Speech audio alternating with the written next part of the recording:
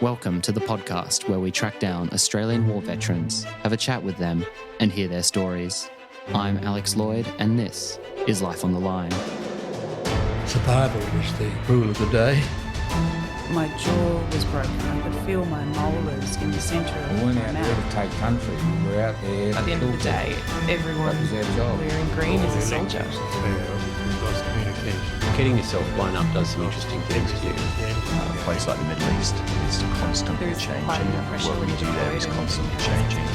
We killed Dave. And this, the thing was our own minefield. He held me up with a broken whiskey bottle and machete. Battle for Australia. Welcome to the first of 3 very special episodes. When speaking with veterans over our last 2 seasons, Angus, Sharon, Thomas and I have all come across some recurring issues and struggles, spanning across different conflicts, deployments, ranks, service branches, and even generations. We wanted to get back together with some of our veterans to have panel discussions about these topics, and for them to share their thoughts. Many of you will have heard today's guest stories before, and to those of you who have discovered us more recently, I encourage you to go back and listen to the individual interviews. In today's panel, Angus Hordern spoke with 3 veterans of the modern era about what it means to be a veteran today.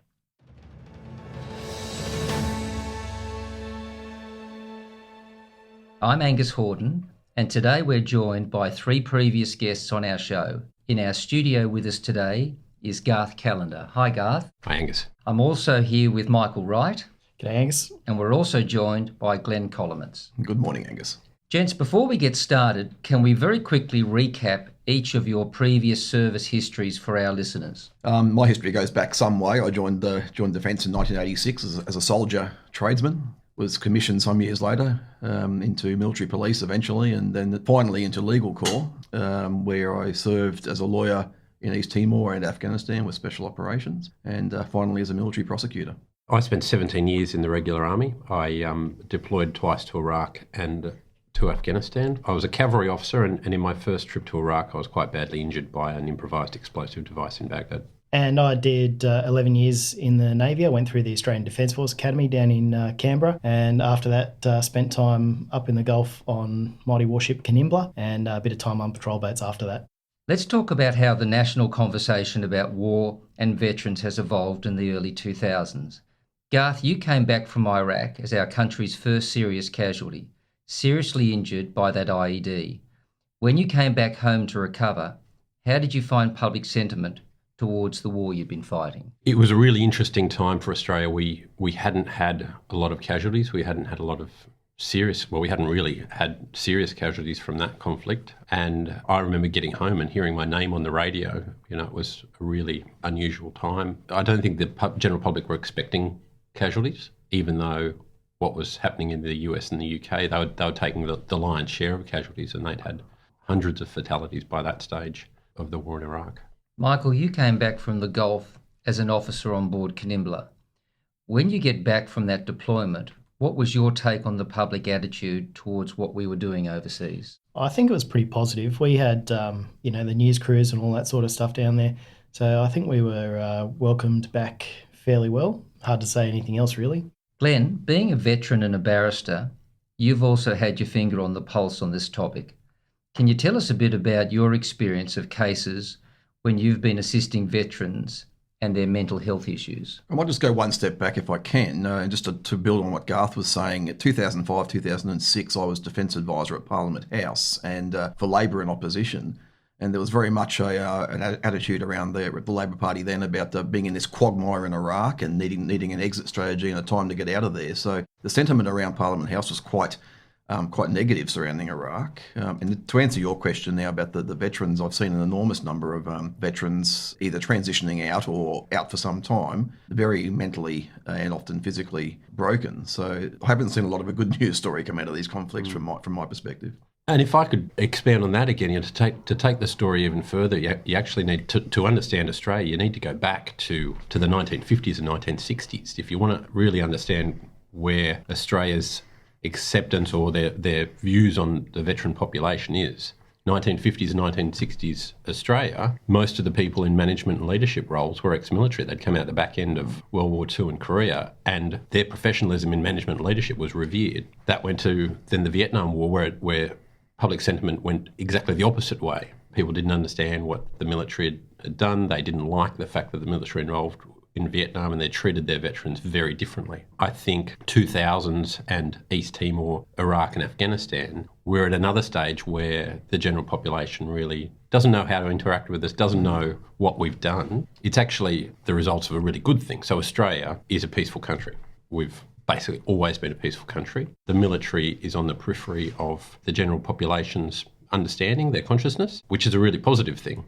The only drawback to that is people don't understand what military people do. They can't relate to them, and they don't know how they should be feeling about the veteran population. I'll just build on that again. Sorry, but that's a very good point that Garth raises, and this actually comes out of, I've been speaking to some journalists lately, it comes out of the refusal of the Australian government and Defence to embed Australian journalists with our deployed forces, such that Australian journalists will embed with US or British forces or Dutch forces previously, or indeed Afghan forces, but not their own. So the public aren't seeing what our troops are doing on the ground in a real-time environment, other than what they see through defence media, which is very, very watered down, very propagandish, you could say. So Garth's quite right. The public don't know what we do. Therefore, they're wrapped up in this Anzac legend, this bit of a myth surrounding the Australian Defence Force member, without seeing the facts and what's happening on the ground and what we actually do in deployed locations. That's right. We're defined by the media and by Hollywood, not by real-life stories. Yep, great point. And that's because of a real risk aversion too. So I've had a news crew out with us, and they tell the story that they want to tell. And the story that they told in that case was that we were destroying the livelihood of this poor fisherman, because that's the bit that they showed, and that didn't play well. But what actually happens is we're protecting Australia's resources. So that's a story that probably should have been told, certainly by Defence. So, gents, do we feel that there's a bit of knock-on from what happened in Vietnam, that suddenly this was the first televised reported war that brought the horrors of war into the homes of the average person, and therefore they're a bit reluctant to let the genie out of the bottle again? I think Michael hit the nail on the head when he said that our government, our defence force, indeed Australians, are more risk averse. I think it's that risk aversion which certainly would build on the post-Vietnam televised warfare piece, but I think they're just afraid to have any bad news story get out there, or indeed that then stifles any good news story, sadly. So it's this risk aversion which I think our coalition partners don't necessarily have, hence they tend to put the story out, good or bad. When you all leave war and come home, in different ways, some in hospital, some just sort of filtering into home. Previously on Anzac Days, we've seen, homecoming parades of a unit march down the main street of town. Now, there was none of that for you guys. How did you feel about that? It's funny listening to Glenn talking about the 2005-6 sentiment versus what we had. So we came back with bands on the wharf and heaps of people, Chief of Navy, all that sort of stuff. And it was because it was so close to 9/11. So it was still fresh in people's mind. There was still a direct link between an incident that occurred and then a direct military action after that. I think we did feel pretty well welcomed back. We were welcome when we came back, and it was seen as for good reason. So I don't really have the disconnect between, or that some other people have had. Garth, you came back home under different circumstances. I did, and really I was walking, but I wasn't in good shape, and basically I went from the aeroplane straight back into hospital and had a third lot of surgery. But I guess in regards to this topic, my second trip to return was probably worth raising. My second trip to Iraq, one of the blokes accidentally shot himself, Jake Kovko. Just looking at the date, it's 12 years to the day today from when Jake died, and we came back to a bit of a media circus, to be honest. We walked off the plane at Sydney Airport and were swarmed by media, all with their own agendas of what story they wanted to be telling, not necessarily aligned with the story that we wanted them to hear. I remember Jake was in your command. So I was the second in command of the combat team, so he didn't directly work for me, but we were in the same organisation, same 110-man team. I came back actually off the strategic flight to Sydney at Sydney Airport to a brand new baby. I was unshaven, long hair, looking a bit feral. But just to build on what Michael said, on that same flight were a whole lot of Navy people coming back, all in their cams, in their uniform. So I sort of snuck behind them in my civilian clothes, looking filthy and feral. But they came back to quite a good media welcome and Navy public relations welcome. So I think things have certainly changed. And the reason they wore uniform was to have this big welcome back at Sydney Airport. So good on them. That was a good welcome, I think, for them. So trauma from service and the difficulties transitioning are a serious issue. But is the label overused today and indeed oversimplified by the media? Are we encouraging everyone to think that trauma from service equals dysfunctional, unhinged, or broken? I think so, yeah. And I think that there is a perception, not just in the media, but also with people in general, that someone who is ex-military is going to be traumatised, is going to be damaged, and they're not going to be able to deal with normal people. So I think that's a legitimate perception that's put out there. From my own perspective, I tell this story a lot to kind of get the understanding of the number of people who are come out the back end of the military broken. But I was injured in 2004. There were about 25 Australians involved in that. And it was a bomb blast in the middle of a built-up city. It was about as grisly as you're going to get. There were children killed. There were people horribly maimed from that bomb blast. I was injured and two of the other vehicle crew were injured, and there were about 25 Australians involved in that incident in some way or another. They worked treating the casualties. They worked treating me. They got me to hospital. Those blokes, in essence, saved my life. But at the end of the day, out of those 25 guys, one bloke passed away about 2.5 years ago from young onset dementia, an illness that was linked to the bomb blast. He came back with very bad post-traumatic stress and depression, which was not treated until very late. I've had two guys who've been hospitalised off and on over the years who have been suicidal. And there's two guys who have sort of good days and bad days. The other 20 of us have grown, I think, from that incident. They've moved on and they're doing amazing stuff. A couple of them are federal police, particularly in counter-terrorism roles, doing amazing work. A handful of them are still in the military now. They're now senior soldiers and mid-ranking officers. There's small business owners. There's public servants. They are doing amazing work. They're not broken from that incident, about as nasty an incident as you're going to see. In fact, they use that in their day-to-day life as resilient human beings. PTSD is very easy to say, and it makes for a very sensational headline on the front page of a newspaper. So I think that the media do portray the extent of PTSD in much greater terms than is the reality. I think, and I've seen this in my practice, that there's almost a perception that everybody who comes out of defence or certainly back from operations has some sort of mental health injury. That hasn't helped me in my practice because in my mental health criminal diversion practice, which is the bulk of my work, I've had magistrates, it's been very successful, mind you, but I've had magistrates try and downplay the argument that I'm making that these veterans need to be diverted out of the criminal justice system into treatment because of their mental health conditions. And I've had magistrates almost say, well, it's so prevalent in defence, every defence member who comes before me would have PTSD, and therefore why should I divert your client? Well, that's a very bad outcome, I think. Anyone who's been through trauma and come out the other side is going to be stronger, they're going to be better, they're going to have better coping mechanisms as long as they've actually dealt with it. So if the trauma hasn't been dealt with and they haven't been able to process it, haven't had the right support, then it could be debilitating. But otherwise, they're going to be exactly the sort of person you want to walk with you through trauma next time around. Michael, what do you make of the attitude towards PTSD with other veterans, considering that you were in the Navy? Unlike Garth, you weren't blown up by a bomb in the middle of a street. Yet, how do you feel that you are deserving of this term PTSD as in the others? I don't claim it, and I don't really want to claim it either. It's not a prize, so I'm not particularly proud of it. It was, to me, like having a broken leg or a head injury or something. It's something that I needed to get treated for, and if I didn't have to have it, I would much prefer that, I think. So it's not a prize. I don't want it. But it's been so much harder for you because, with no disrespect, Garth came back with the physical scars. He has the bomb blast and the scars from it. And in your case, it wasn't as obvious as it was in Garth's case.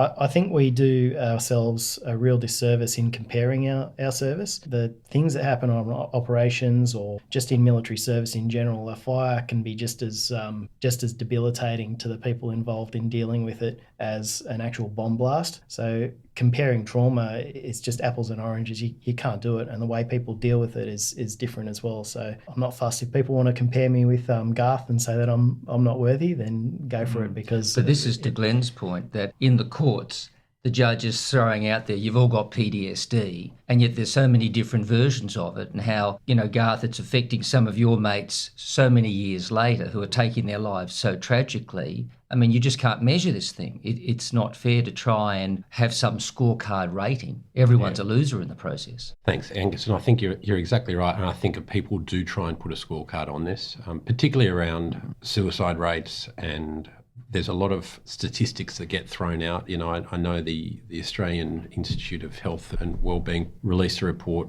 about 12 months ago now, which was specifically looking at suicide rates in defence. And I don't want to sound like an arsehole, because I've had friends take their lives. I don't mean to sound flippant about it, but the media does portray the fact that, the veteran pastime is killing ourselves. And whilst it is happening, it's happening in Australian society. It's an issue. It's not just the veteran community. The numbers get cherry-picked out of reports. That what the headline doesn't say is that current serving, males are significantly less likely to take their own lives.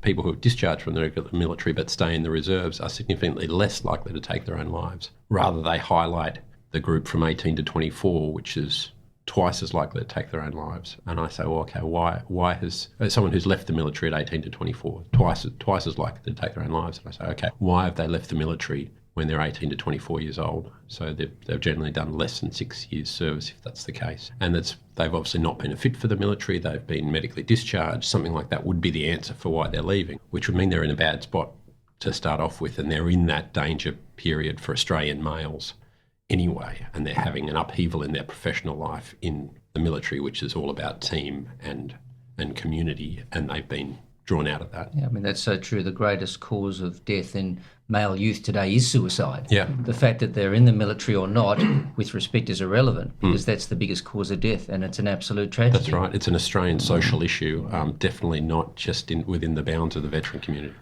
I take Garth's point, and I'm not going to say he's an arsehole. He disclaimed that nomenclature, but the funerals I've been to in the last couple of years have been serving long-term special operations soldiers. One particular sergeant, very good mate of mine and former client of mine out at Holsworthy. And after which I pulled over on Heathcote Road and cried for an hour, because this is how frustrating this whole space is.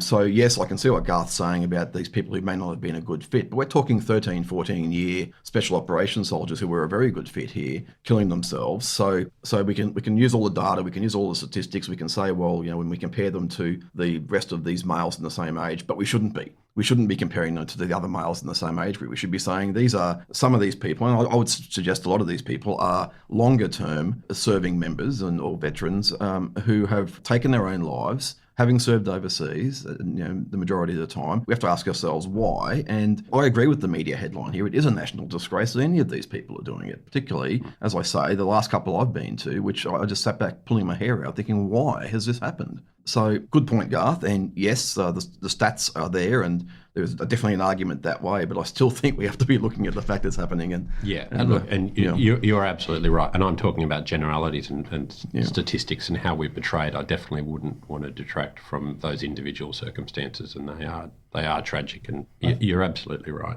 I think that's part of how those suicides come about and how the trauma comes about, is that it is so isolating. You do think, I'm not worthy of this, I'm not worthy of feeling down about this particular thing. Garth could think, I didn't die, I didn't get badly injured, didn't lose a leg, and that could cause, a score against someone else, or say that, I'm not as badly injured, so what am I doing being upset, when really it's a horrific thing to go through, regardless of what everyone else has been through. And it's not till you've experienced that yourself, the guilt you feel that you've left this mate back in Afghanistan or wherever, or on board this ship, and this happened to them, you never do feel quite worthy of the loss of their memory. If we talk about the term veteran today, I feel veteran should be used the sense of probably the way that the word was originally designed. So somebody who is well practiced in their skills, somebody who's been in the job for a long time. I don't feel like it's whether you've deployed overseas or not. I think somebody is a military veteran, somebody who's been in the military, and they're trained and experienced in their profession. It kind of gets back to Michael's point. It's not about what you've done, where you've been. It's the fact that you are a former member of the profession of arms. Yeah. The fact is, with your service, you don't actually choose where to go. You don't choose to get force assigned in an area. You don't choose to get deployed. Usually you don't even get to choose your postings. So to be so exclusive and say, a veteran is only a person who's been on warlike service or only an army person, that is really divisive, and it puts a whole lot of people on the outer when really they should be included. And indeed the stress with warfare is the anticipation that danger will come to you. And you don't know if you are posted on the ship what is up there. I can still remember in the first Gulf War when Bob Hawke deployed some of our frigates, there was a young chap who cried on board one of the frigates who was pulled off because of his anticipation that he'd signed up and now he actually had to do something. We all would have joined about the same time, sort of mid-90s, and at that stage... Mid-80s, but who's counting? Oh, sorry. You are old. I was 80s. Yeah. But, at that time, very few of our instructors, the people who were teaching us, had war medals. Very few of them had been anywhere. So to say that they're not a veteran detracts from the fact that they might have done 30 years service. You're not going to say this is not a highly experienced military person. It just, their circumstances have meant that they didn't deploy to a war zone, but it doesn't mean they're not... Defining the term veteran so narrowly, I think that it has helped divide, helps fragment the veteran community. We had a very powerful voice once in this country, the veteran sector, after the First War. And I think over time, we ourselves, as well as government and others, have allowed the veteran, the ex-service sector to fragment along generational lines, along conflict lines, along he or she who went overseas or he or she didn't. So I think it's very dangerous and very fragmenting and not good for our voice, the veteran voice, to be able to say, well, unless you served overseas in combat, you're a veteran, or unless you served overseas at all, you're a veteran. Where do you stop then? Do you say you have to have actually been in gunfights? You have to have actually been a combat veteran, or you're not a veteran if you're on ships or if you're flying Hercules? So it's a very, to narrow it, Garth's absolutely right here, and so is Michael. It should be broadly defined as people who have served within their specialty in defence. Give us that voice back and let us be able to unite again. Glenn and Garth, you both started young families while serving and missed some key moments with your kids' lives. Can you share a bit about that with us? I'll tell you how bloody lucky I was, to be honest. I deployed to Afghanistan in 2009, and my wife was pregnant when I left. Must have knocked her up almost on the way up the ramp onto the plane, to be honest. She's going to hate me if this goes there. And so she was pregnant through the 9 months that I was away, and I got home 4 days before my second daughter was born. And that was pure luck rather than good planning. She could have come early, and I might have missed it, but luckily I was back in time for the birth. Emma was pregnant when I left, and we actually had planned it so that I would be back pretty much just in time for the birth. But Nicholas, my little bloke, decided not to play by those rules. He came early. It's actually a bit of a horror story, I have to say. He was premature and had a little bit of hypoxia, so they had to fly him. We were in Wagga at this stage, so he had to be flown by child flight to Sydney. Emma is a GP. She was a GP at the time, and so she knew what was going on. She had HELP syndrome, so severe preeclampsia. So she herself was hemorrhaging and had a few other issues. In the meantime, I got a couple of phone calls from my father-in-law saying, well, the baby's on child flight. Emma's about to be flown to Sydney as well. I'm supposed to be getting on a helicopter, had a job to do. Well, I'm hearing this. Anyway, I came home everything worked out fine. I came home to a brand new baby waiting for me at the airport. As I said before, he was there a couple of weeks a week or so out of hospital, with his little hospital band still on and all clean and nice. And I'm filthy and unshaven and no water in Dubai the one night I had there before we came home. So this dirty, filthy soldier hugging this little tiny baby. But I think Garth hit the nail on the head when he spoke about he touched on how his wife, and as did my wife, went through their pregnancies by themselves. In our case, in a town away from her family, probably in yours too, I suspect.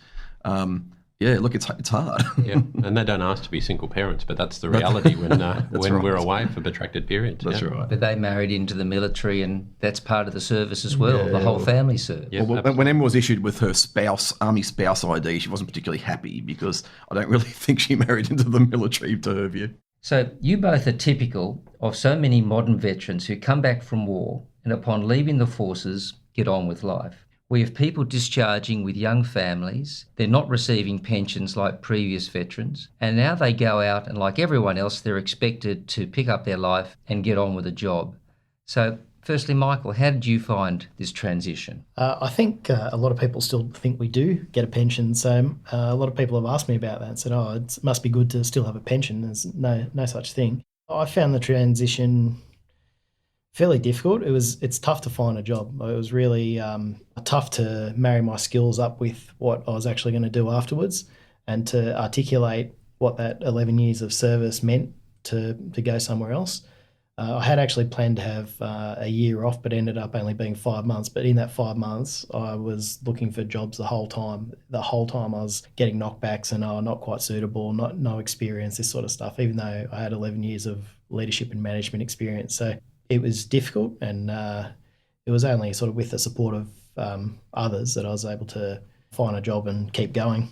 Angus, you'll get me ranting about this, but yes, absolutely.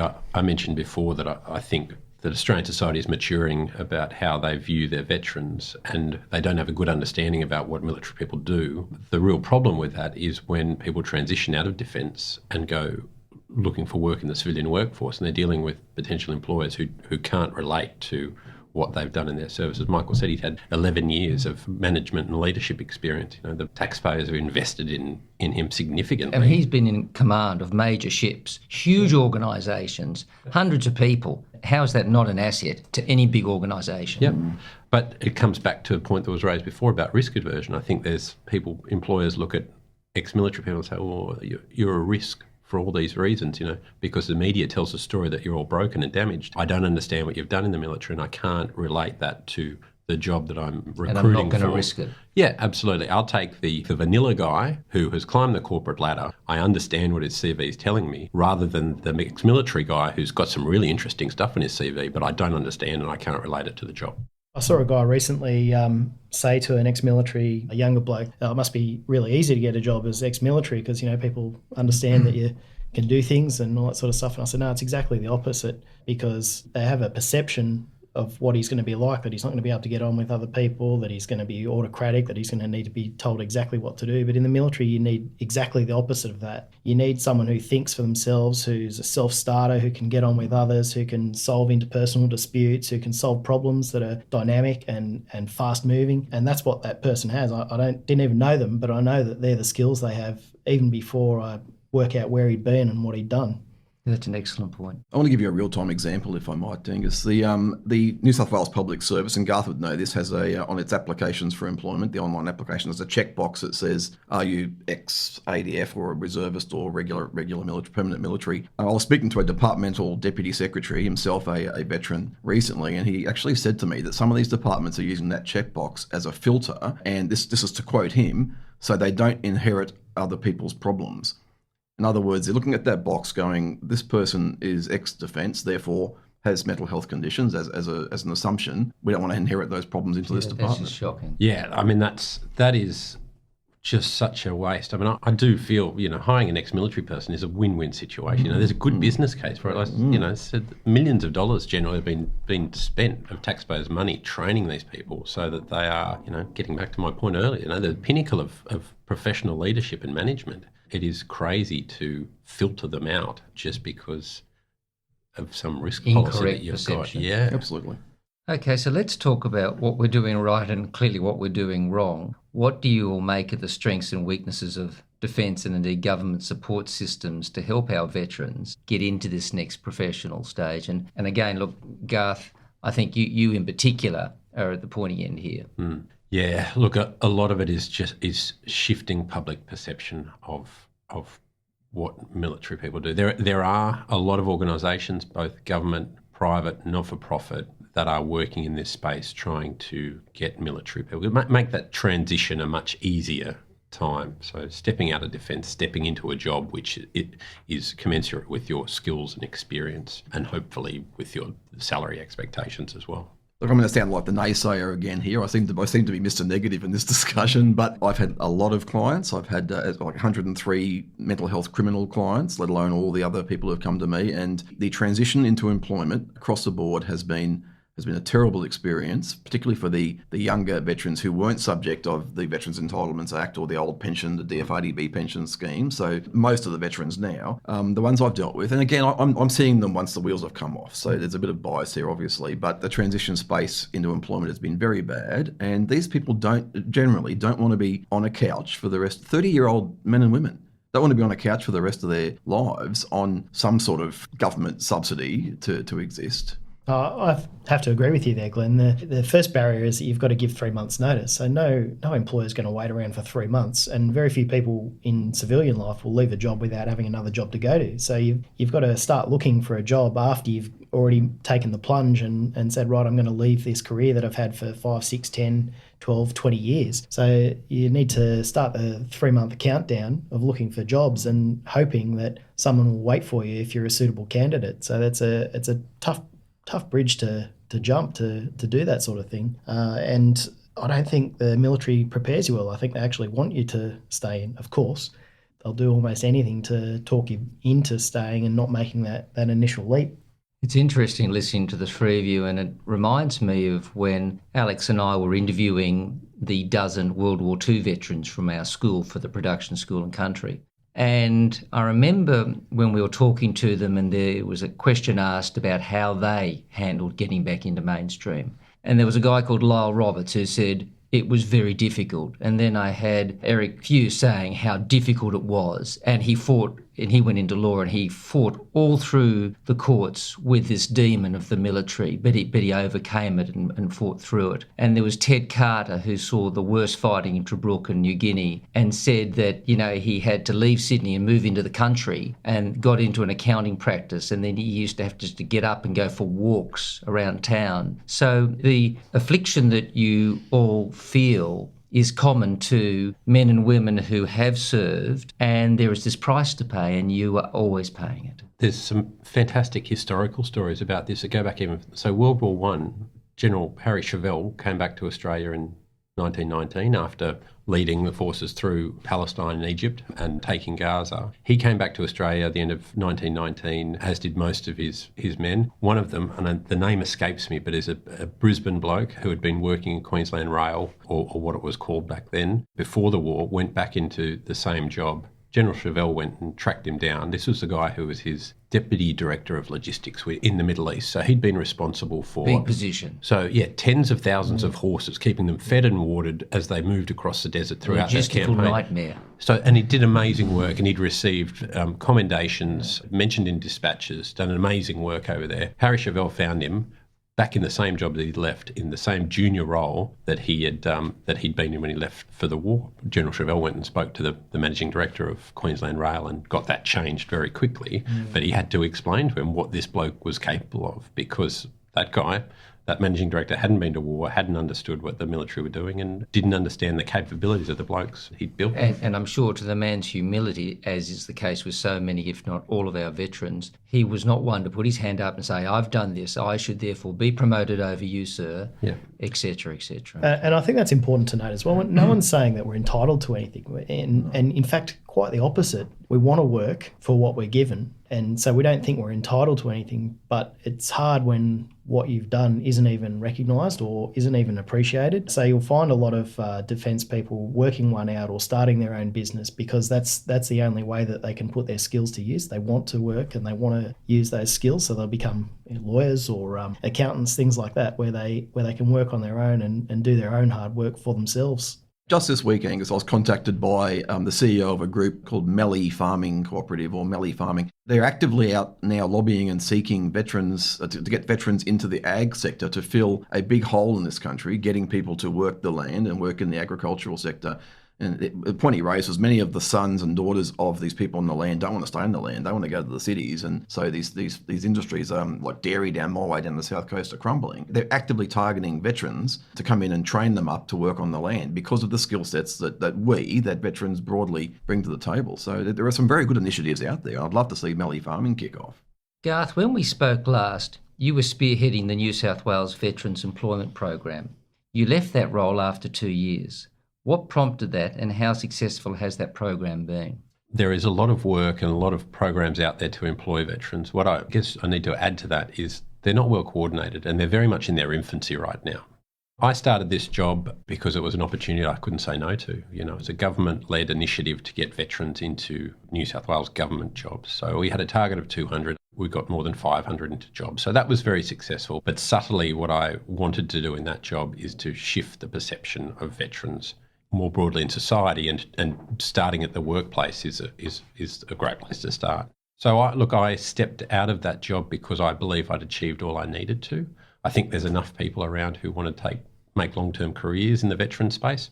That's not me. I just wanted to get in, fix what I could, and get out, and that's what I did. And also, they asked you to do it. So, being a typical veteran, you know, if and a sucker for a cause, if someone asks you to do it, it's yes, sir, I'll do it. Look, absolutely, and I think that's a really good point as well. Is we are, as an organisation, Glenn's talked about it before, but we should have the strongest old school tie network of any group in the country, but we're not there. We are not at a point where veterans network well. We don't bounce off each other professionally very well. We need to be developing that. And indeed, after the First World War and the formation of the RSL, that body did a great service for the veterans. Yeah, and you're absolutely right, Angus. There was a very good networking, I believe, a very good networking basis within RSL, and that was indeed one of the reasons it came into being. It was to help your brothers in arms back then, but brothers and sisters in arms to get back on with life. It came off the rails, and I think that's part of this fragmenting of the veteran community, and that a lot of that comes back to government too. The government has enacted repatriation legislation over the years, which by its very terms has fragmented the veteran community. The previous veterans under certain legislation had greater entitlements. That was the name of the Act, the Veterans Entitlements Act, to certain support mechanisms, to finance, etc. That is denied later generations of veterans by the legislative changes. So, you know, the government doesn't have clean hands when it comes to this, to what the RSL had put in place with this mentoring and peer support. Glenn, with your current legal pro bono work, what are we getting right? And what could we be doing better to support our veterans, especially in that mental health post-service area? Department of Veterans Affairs are trying very hard to get back on track, and I'm certainly very pleased to see Liz Cosson appointed recently. I think, from what I've seen, I think she's very, very genuine and brings a depth of experience to that role that hasn't existed for for generations, I believe, in that department. So I think they're on the right track in trying to identify initiatives and trying to develop initiatives and programs and fund those programs. But nonetheless, a lot of money is still going into researching the same issue over and over, or coming up with the same conclusions that the process is broken, but how do we fix it? But on a more fundamental, more grassroots level, and this goes for both state and federal, there are some very basic things like funding for veterans' legal aid. Veterans are in the same bucket as everyone else out there in the legal aid space, yet because of the mental health conditions, etc., they tend to be more vulnerable or more exposed to the legal system, the justice system, than many others. So there needs to be a few changes there, dedicated legal aid funding. There needs to be, at the moment, it's easier for somebody who breaks into your house and steals your stuff to get representation through the courts than it is for a veteran who happens to have a mental health condition, goes to a pub and gets on a blue. Hence, there are a couple of us doing pro bono veterans mental health criminal work. So I think the legal fraternity needs to step up and the corporate sector and say, well, look, we can do more out there. We can do more to help. It's not just down to government. It's not just down to the ex-service organisations. It must also be down to the corporate sector. This is that tripartite relationship I've referred to previously. And I think the great injustice of this whole discussion is that the servicemen and women who have gone out and served their country in all capacities, both here, abroad, irrespective of which service, are more worthy of support than someone who's broken into a bloody house and done some criminal activity. So why should they be getting even less, if not more, support after their service? It's not even just that they're more worthy, but it's more useful to them. The support that you give them is going to pay off 1,000 times over. They're going to actually take that opportunity that you give them and run with it. So that's the difference as well. And there's tangible evidence to support that too, that Michael raises. There's the zero recidivism rate predominantly amongst these veterans when the wheels have come off. In other words, zero reoffending, back in the community, doing stuff in their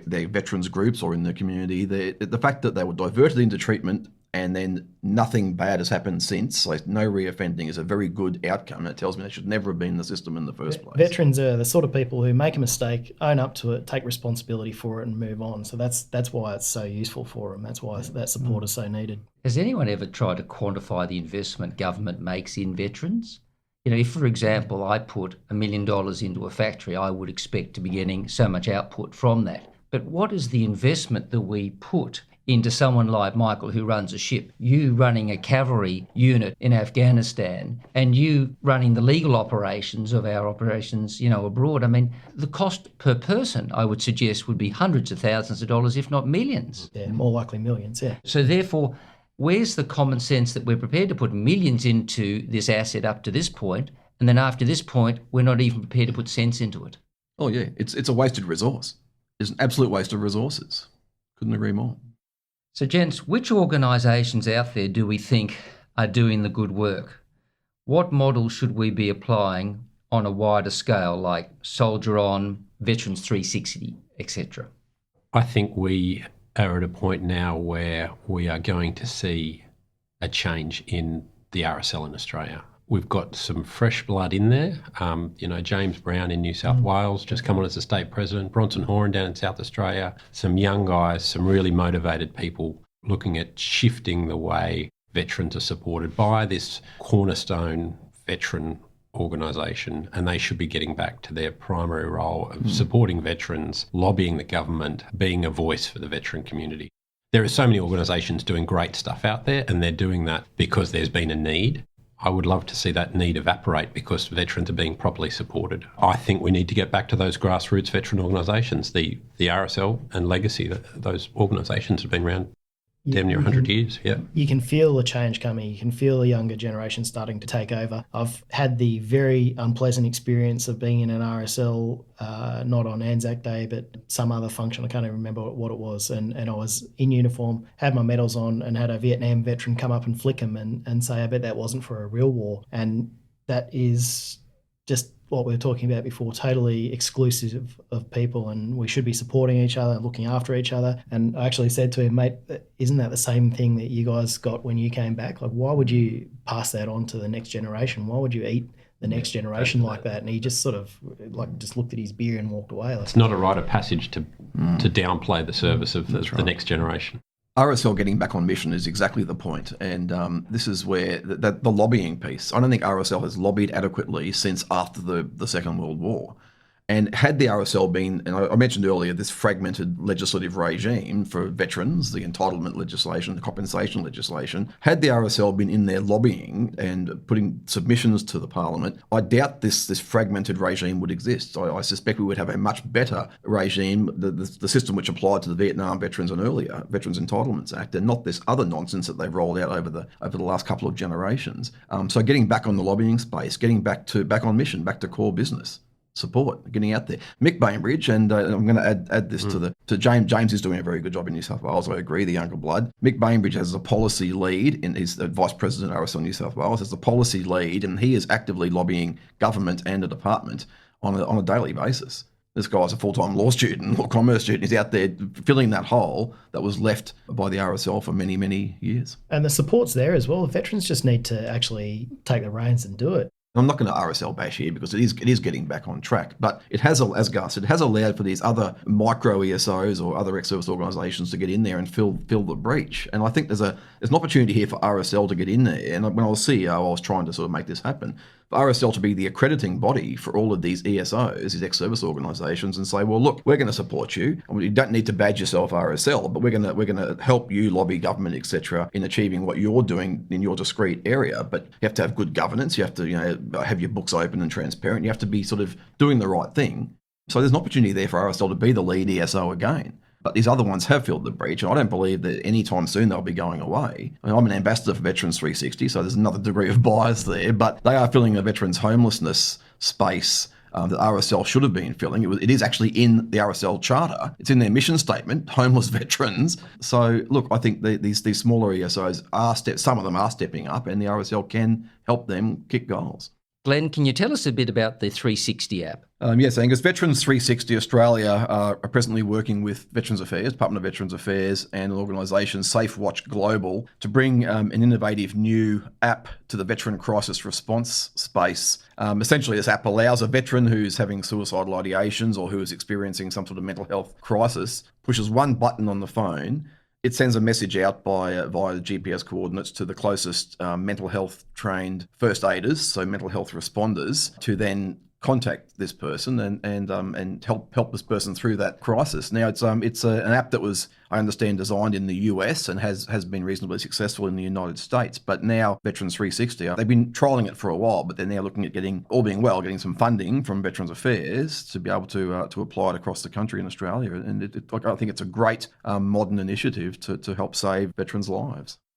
You've all done and continue to do such great work in this space. Are there any other final thoughts or comments that you'd like to share, especially with regard to what it is of being a veteran today? Yeah, we're approaching Anzac Day, and there's a big focus on the history of Australian Defence Service, and a big focus on commemoration. And I think the average younger veteran, certainly 90% of my clients, really aren't actively immersed in commemorations. A lot of my people won't even leave their couch on Anzac Day. A lot of my clients, they're more about supporting their peers, about getting the support. So I think we can't sacrifice care and well-being in favour of commemoration. So we can't put medals and marches ahead of welfare and well-being. That's the big message I'm sort of putting out. And I think, I've said it a few times now, I think that Australian society is going through a maturing process. And as part of that, they're starting to work out the balance of how they need to interact with the veteran community and what veterans bring. And in line with that, to echo what I said before, I would really love to see the veteran community being the strongest old school tie network in the country. Over 5,000 of us leave defence every year. We should be this tight group who should be leading in government and industry. And I would love to see us get to that. I like your analogy. I mean, you should almost have a LinkedIn version just for the veterans. Yeah. And look, there are groups out there, but then, like a lot of things in the veteran space, they're not well coordinated. I think I'd like to see military service being treated more like a job. And I know that sounds crazy to a lot of people, but that's what the military wants. They want people to move in and out of service. They want them to have reserve time and to jump between the private and public service. And it's good for both organisations to have that. So I think it'd be better if we treated veterans as if they were just doing a job, a very important job, a very special job in many cases, and a job that asks for far more than many other jobs. But then give them the support to actually find a job in civilian life afterwards as well, because you put that effort into a veteran and you'll get it back 1,000 times over. They'll come back, they'll do reserve work, they'll be pillars of the community, they'll contribute to their civilian work and valuable contributing members of society. And Michael, I think even though we're talking about where things have gone wrong, the vast majority of cases actually go fabulously well, that people get back into life and they value their experience. They really love their camaraderie that they have with their fellow mates that they've served with. And they're able to use that experience and actually appreciate how lucky they are to be alive in many cases and the wonderful life they can live. And look, therefore, what message do we have for veterans who are serving today or thinking of serving, who are listening to our podcast that can be heartened by what we're talking about today? It's the old ethos that we live by when we're in service. You look after your mates. The moment you walk out the door, you don't then drop that. A lot of these organisations, commandos, for example, there's an expression in commando for life. And I think that you should be able to bring that mateship with you to the outside world and leverage off that. So look after your mates both in and outside of service. Being in the military, you're part of a special cohort. So it doesn't matter whether that cohort is your recruit school or your first unit or the last unit that you were with or a particular training course that you do. You're always part of these little special cohorts and you fit in regardless. You end up fitting into that cohort. I'd like to see that strengthened so that we're more inclusive after military service as well and actually look after each other a bit better after military service. My message to veterans would be don't be defined by anything other than what you truly believe you are. Don't be defined by Hollywood. Don't be defined by media headlines. Be defined by who you are, a proud ex-military person. Garth, Michael and Glenn, it's been a great pleasure speaking with you all again today. Thank you very much for your service and your time. Thanks, Angus. Thank you.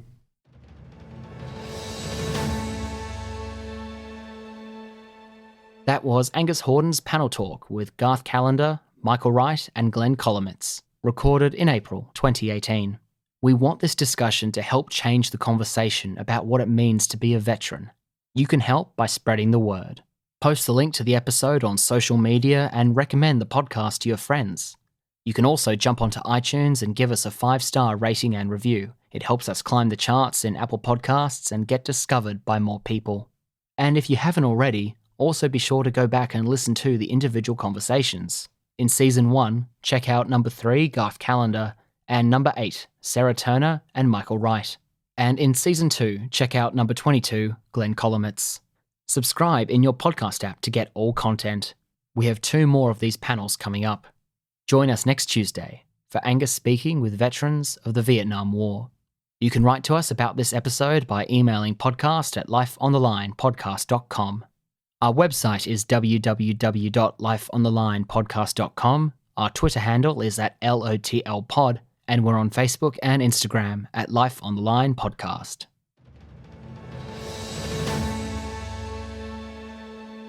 Life on the Line is brought to you by Thistle Productions. Artwork by Big Cat Design, music by Dan Van Werkhoven. Thank you for listening, and lest we forget.